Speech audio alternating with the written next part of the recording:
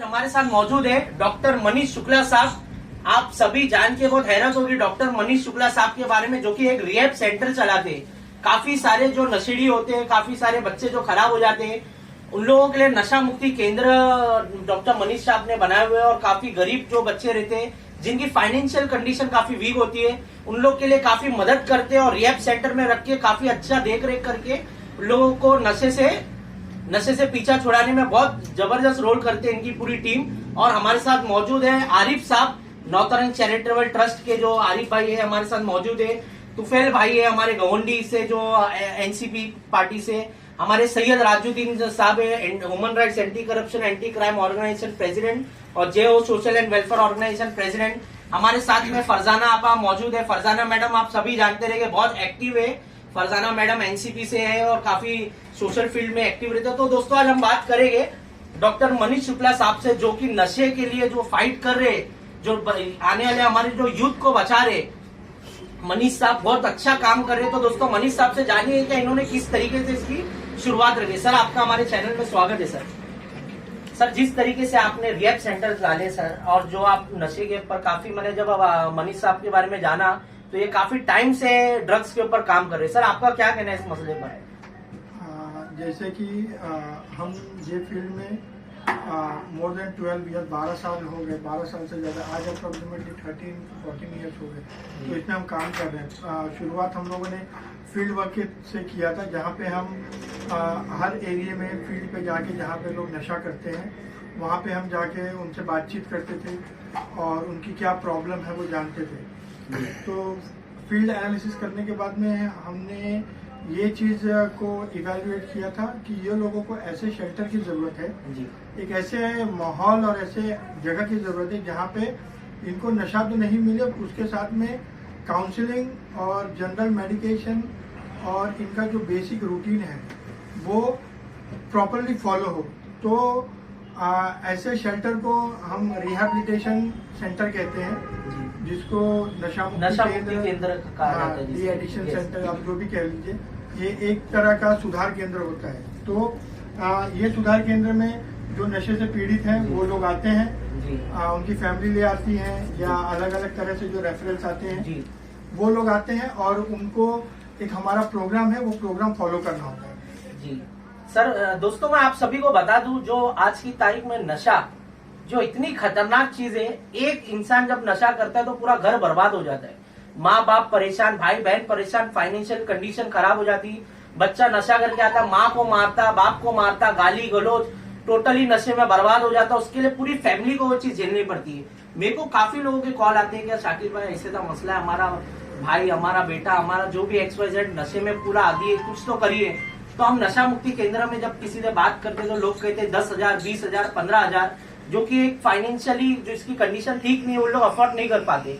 पर दोस्तों डॉक्टर मनीष साहब का जो नशा मुक्ति केंद्र है, उसमें बहुत ही मिनिमम ना के बराबर जो भी है खाने पीने का सिर्फ मनीष साहब पैसा लेते हैं, और थोड़ा बहुत जो दवा इलाज का रहता है वही सब फीस। ऐसा नहीं कि 10,000, 20,000, 15,000 पैसा ले रहे। तो आप सभी लोग डॉक्टर मनीष साहब को कांटेक्ट कर सकते हो।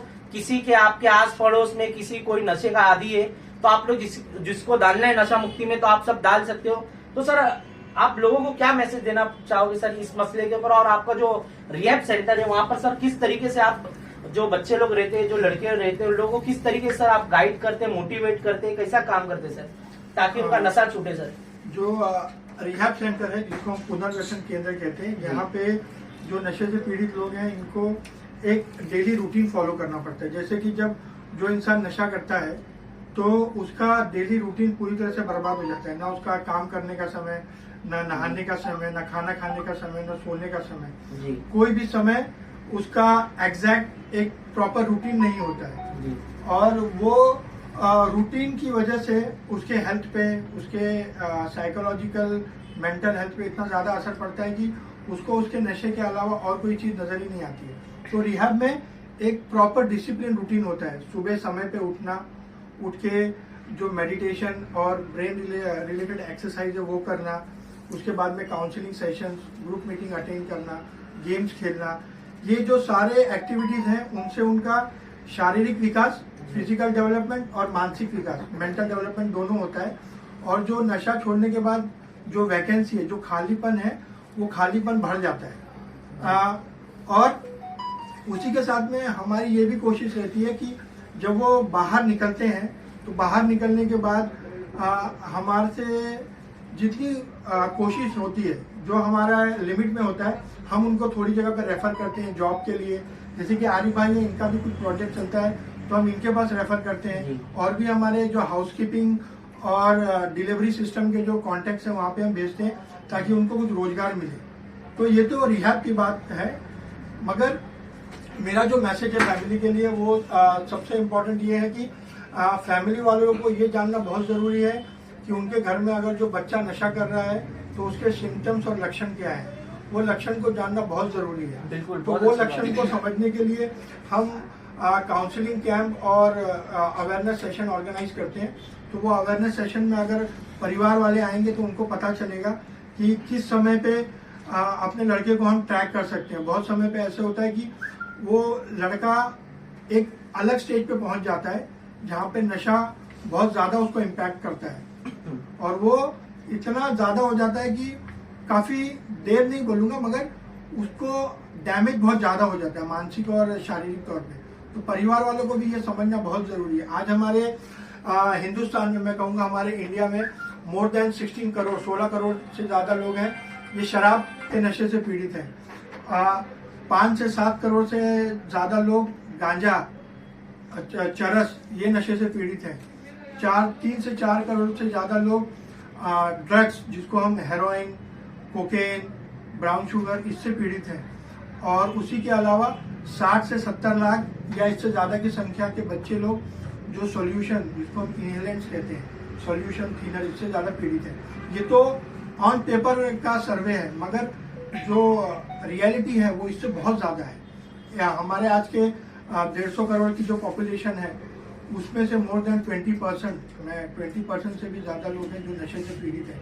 और ये पीड़ित होने की वजह से हमारा जो देश का प्रोडक्टिविटी है वो पूरी तरह से एक अलग रास्ते में जा रहा है।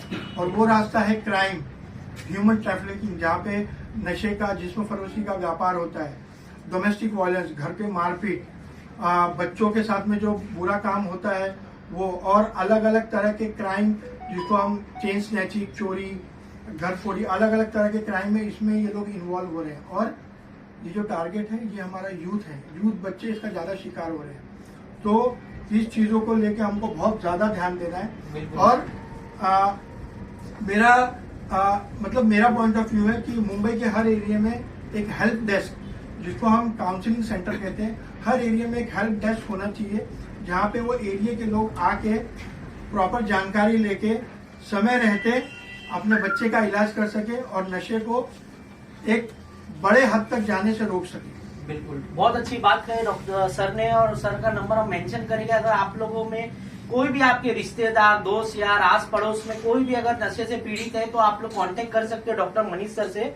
और दोस्तों हमारे साथ मौजूद है आरिफ साहब, आरिफ खान साहब, जो कि नॉर्थर्न चैरिटेबल ट्रस्ट के प्रेसिडेंट है और काफी सारे मेडिकल कैंप ऑर्गेनाइज करते हैं, रात दिन लोगों की खिदमत के लिए मौजूद रहते हैं।